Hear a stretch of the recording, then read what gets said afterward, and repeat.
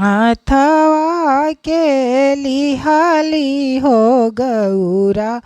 बाँस के चंगेल फूल लोढ़े गईली हो गौरा बाबा फूलवार डाल भरी लोढ़ली हो गौरा डलरिया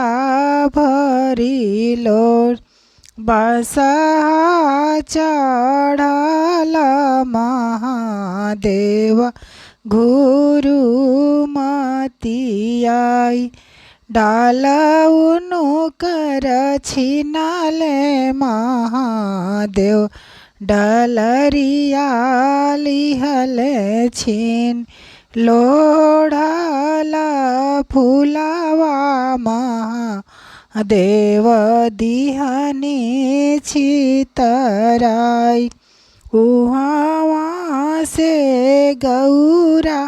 हो बेटी रोवती घरवा आए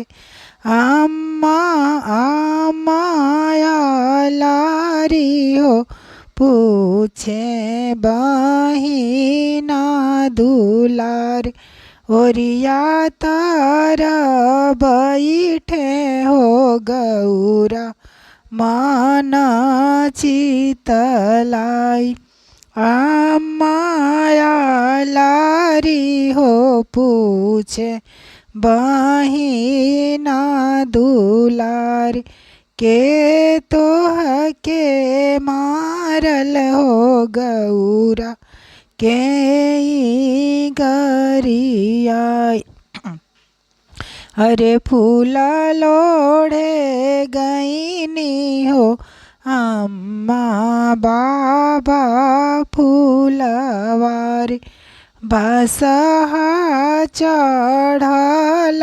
महादेव गुरु मतियाई डाल हमारे छिनाल महादेव डलरिया आलिहले छीन लोढ़ल फूलवा महादेव दिहनी छितराई अरे तब कैलू हो अम्मा तपसी भिखारी अब का पूछेलू होया माँ गौरा भेदलाई।